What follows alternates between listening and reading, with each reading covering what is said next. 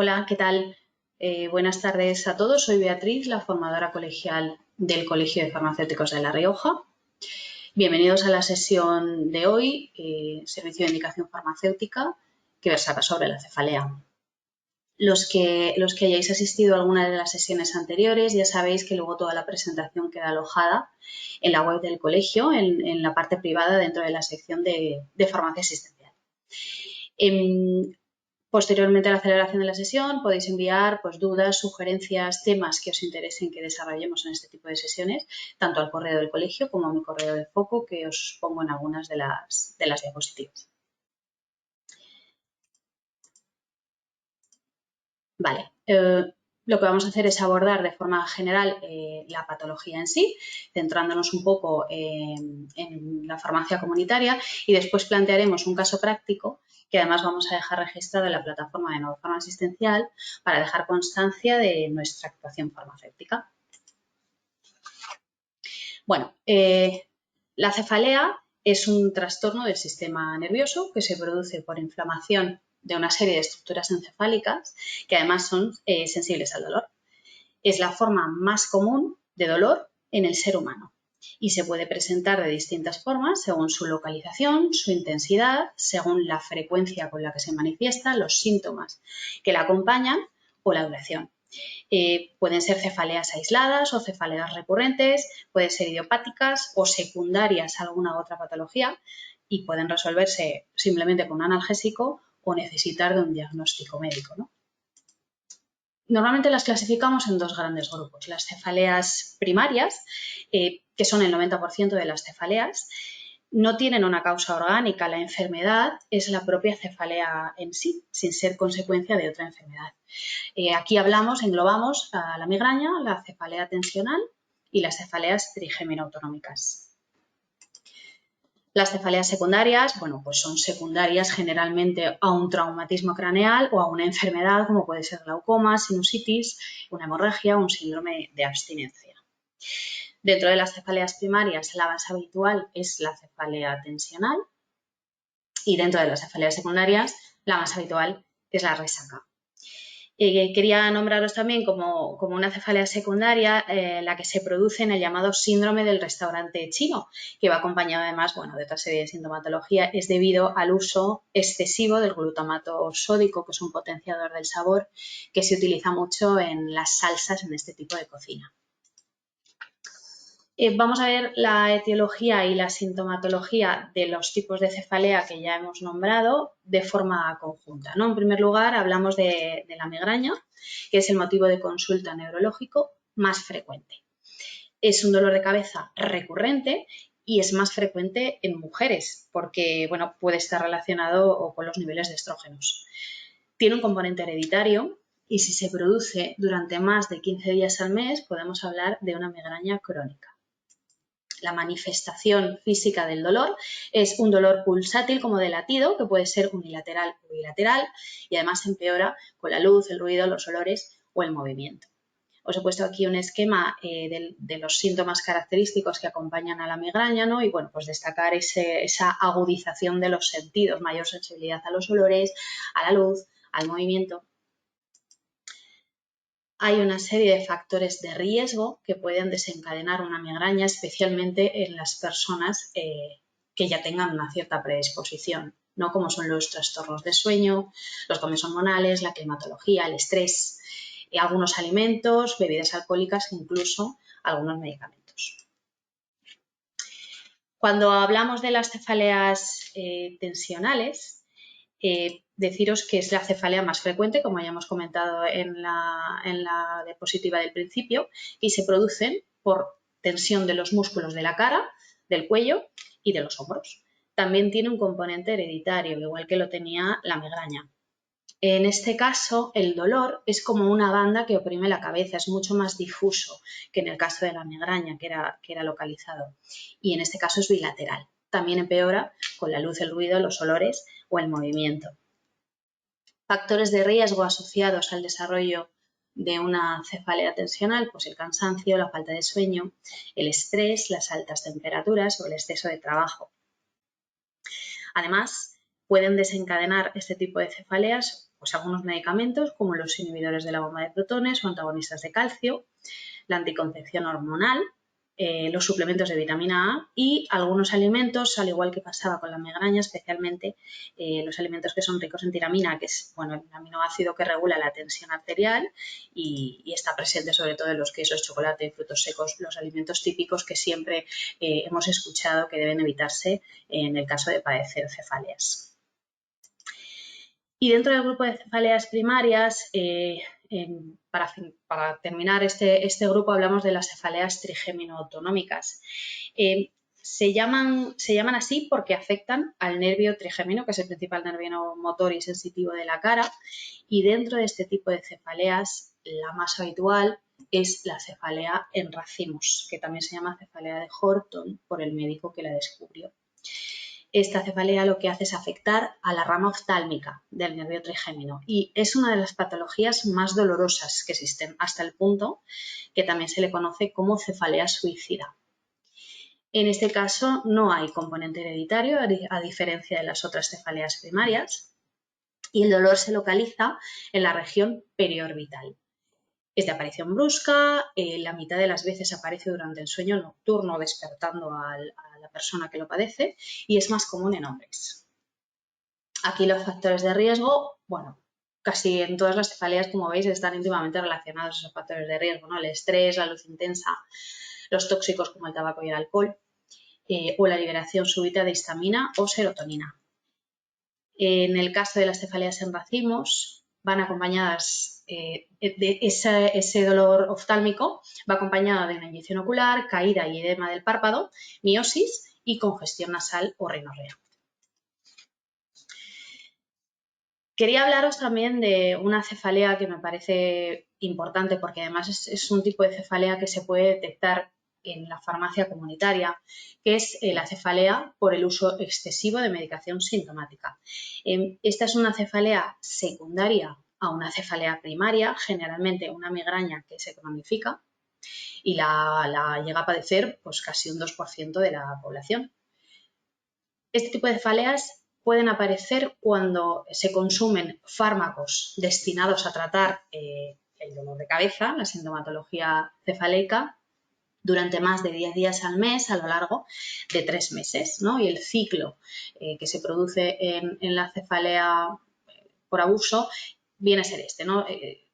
Aparece el dolor, se toma la medicación analgésica, acaba produciendo un efecto rebote, lo que hace que se tomen más analgésicos y se entra en ese círculo vicioso, ¿no?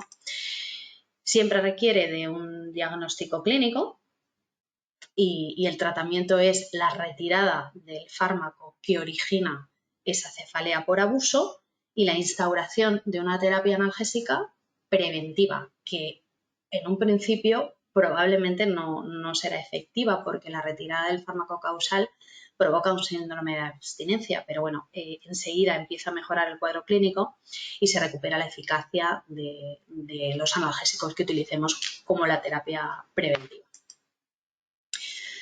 ¿Factores de riesgo para desarrollar este tipo de cefalea? Bueno, pues es más habitual en mujeres, asociado al tabaquismo, cuando hay dolor crónico, también en situaciones de ansiedad o depresión y síndrome metabólico. Es una cefalea que se produce con mucha frecuencia, en este caso la localización del dolor es muy variable y está directamente relacionada con la depresión, que ya lo hemos nombrado, y con los trastornos del sueño, porque los neurotransmisores que se alteran cuando hay una depresión son en general los mismos que se ven afectados en las cefaleas. Entonces eso sugiere una correlación entre las dos enfermedades. Muchos cefaleicos presentan depresión y también la cefalea es la queja somática más frecuente en los pacientes que están deprimidos, ¿no? También la presencia del dolor puede alterar la estructura del sueño, al igual que los cambios en los patrones de sueño pues pueden desencadenar o aumentar el dolor de una cefalea, ¿no? Decimos que podemos estar ante una cefalea por uso excesivo de medicación cuando no hay una ausencia de una causa orgánica, no vemos un motivo, y además se da la circunstancia de que hay un uso de analgésicos simples aproximadamente durante 15 días al mes o ergóticos, triptanes, opiáceos, durante 10 o más días al mes. Aquí os pongo una tabla con datos más específicos de cada uno de los analgésicos que nos pueden indicar que se está produciendo una cefalea por el uso excesivo de medicación. ¿Y qué podemos hacer desde la farmacia? Bueno, habitualmente los pacientes cefaléicos pues, son desconocedores de que la sobreutilización de analgésicos y la automedicación pues, pueden llegar a empeorar e incluso cronificar sus cefaleas, ¿no? Entonces, la farmacia comunitaria está en una situación privilegiada para detectar un abuso en esa frecuencia de uso de este tipo de analgésicos, tanto los de prescripción como de uso libre, y además para informar tanto al paciente como el médico si fuera necesario, ¿no?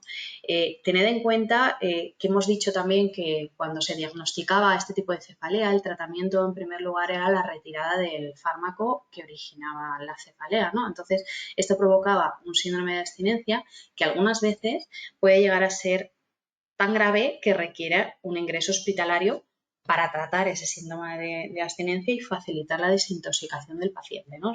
Sobre todo según qué tipo de medicación es la que lo ha originado, porque al final no deja de ser una intoxicación por exceso de medicamentos. Aquí os pongo un cuadro con los diferentes tipos de migraña de las que ya hemos hablado y las características diferenciales de cada uno de ellos, porque la sintomatología es lo que nos va a ayudar a diferenciar ante qué tipo de cefalea nos encontramos. Así, en criterios generales, como veis, cada una de ellas tiene sus propias características y eso facilitará pues, tanto el diagnóstico como el tratamiento posterior. Además, cuando viene un paciente con cefalea a la farmacia, pues tenemos que tener en cuenta una serie de criterios de derivación al médico, que bueno, la mayoría de ellos son de sentido común y lo sabéis de sobra, ¿no? Cuando estamos ante un paciente pediátrico, sobre todo si es pequeñito, menor de 2 años, o un paciente de edad avanzada con patologías asociadas, cuando la sintomatología que acompaña a la cefalea pues ya es una sintomatología más grave, ¿no? Como pueden ser crisis epilépticas, fiebre alta, rigidez de cuello. Cuando la cefalea aparece de forma brusca o por un sobreesfuerzo físico, o cuando es una cefalea que llega a despertar al paciente por la noche. También en caso de pacientes anticoagulados o en crisis hipertensivas con antecedentes de traumatismos o pacientes inmunodeprimidos. ¿Y qué tratamientos tenemos en la farmacia para indicar ante un paciente que tiene cefalea? Los medicamentos de elección siempre son los AINES y analgésicos como el paracetamol, ¿no? Bueno, dentro de los AINES principalmente el ibuprofeno y el naproxeno. Os pongo aquí algunas marcas comerciales que vosotros conocéis de sobra. Y lo mismo con el paracetamol. También hay combinaciones de principios activos para disminuir el dolor asociado a la cefalea. Y también, por supuesto, desde la oficina de farmacia debemos indicar, como en cualquier patología menor, una serie de medidas higiénico-dietéticas, ¿no? Al paciente al final hay que explicarle que padece una enfermedad benigna y ayudarle a descubrir qué factores de riesgo son los desencadenantes de sus crisis, ¿no? Porque cada uno, bueno, pues tendrá unos más agudizados que otros. De forma generalizada, pues bueno, controlar el estrés con técnicas de relajación, establecer rutinas de sueño, una alimentación saludable, evitando ciertos alimentos como los que ya hemos nombrado, evitar los tóxicos como el tabaco y el alcohol, una buena postura corporal y, cuando hay una crisis, favorecer el reposo, frío en la cabeza y el cuello y evitar luz y ruidos intensos. Por supuesto, no abusar del tratamiento farmacológico para prevenir una posible cefalea por uso excesivo de la medicación. Existe una escala que también, si tenéis algún paciente, podéis aplicarla, que se llama la escala de HIT6, que es un test para determinar la frecuencia y la severidad de las cefaleas y en qué forma afecta a la calidad de vida de nuestro paciente. Es un test de 6 preguntas muy sencillas que después, en función del resultado, pues nos da una estimación del impacto de la cefalea en ese paciente, lo que nos puede ayudar para llevar un seguimiento de esa patología, ¿no? y ayudar al paciente a controlarla. Y ya está, hasta aquí un poco lo que es la revisión generalizada de la patología. Ahora vamos a ver el caso práctico que os propuse en la sesión anterior y bueno, pues cómo podríamos resolverlo en la farmacia, ¿no? Viene una mujer de unos 40 años solicitando Zomig, que tiene prescrito en una receta privada. Nos cuenta que toma la medicación a diario desde hace 20 días. Incluso algunos días ha llegado a tomar hasta 2 comprimidos porque no consigue controlar el dolor. Además, lo sigue tomando de forma preventiva para evitar otro brote porque lo pasa realmente mal, ¿no? ¿Qué haríamos nosotros aquí? Bueno, como he comentado antes, vamos a utilizar la plataforma de Novofarma Asistencial. En este caso, estamos ante un servicio de dispensación, porque la paciente viene solicitando algo con una receta médica, no viene solicitando algo para un remedio, para una patología de consulta, como es en el caso de la indicación. Desde la plataforma de Novofarma, si abrimos el servicio de dispensación, lo primero que hacemos es meter el perfil básico del paciente, mujer, el rango de edad y las patologías que padece. Y después introducimos el medicamento que vamos a dispensar. En este caso es el Zomig. Siempre que vamos a dispensar un medicamento, tenemos que garantizar que la persona que lo va a tomar pues conoce el adecuado proceso de uso, ¿no? Para garantizar ese uso racional. Esto viene reflejado en una serie de preguntas que le vamos a hacer al paciente. En nuestro caso, ya detectamos que el paciente no está tomando correctamente la medicación porque nos ha dicho que lleva más de 20 días tomando el Zomig hasta un punto de incluso llegar a tomar 2 comprimidos diarios. Y además sabemos que no le está yendo bien porque sigue teniendo crisis, ¿no? Además de todo eso, la plataforma nos devuelve una alerta al meter los datos en la que nos informa de que hay una reacción adversa en el Zomig, que es que produce precisamente cefalea. Creo que en este momento nosotros tendríamos que abrir una incidencia para identificar los PRMs que se presentan en este caso, ¿no? Estaríamos, no sé si lo veis que sale un poco pequeño, ante un PRM de dosis pauta y duración no adecuada porque la paciente no está tomando la dosis correcta. Una alta probabilidad de efectos adversos porque la cefalea que viene descrita en la ficha del Zomig en este caso aparece en nuestra paciente y además hay un problema de salud insuficientemente tratado. La paciente no ha resuelto su problema de salud de cefalea. El RNM o resultado negativo en la salud de nuestro paciente es una inseguridad cuantitativa porque a estas alturas ya podemos sospechar que estamos ante una cefalea por uso excesivo de la medicación, ¿no? Marcamos un RNM real porque la paciente lo está padeciendo. ¿Cuál sería nuestra intervención más adecuada aquí? Quizá derivar al médico informando del problema que padece esta paciente, ¿no?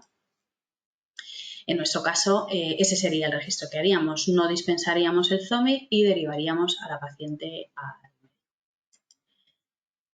Además, debemos de proporcionar esa serie de medidas higiénico-dietéticas, informar a la paciente de qué es la cefalea por el uso excesivo de la medicación y de cómo se trata y bueno, pues lo que le va a poder ocurrir en los próximos días.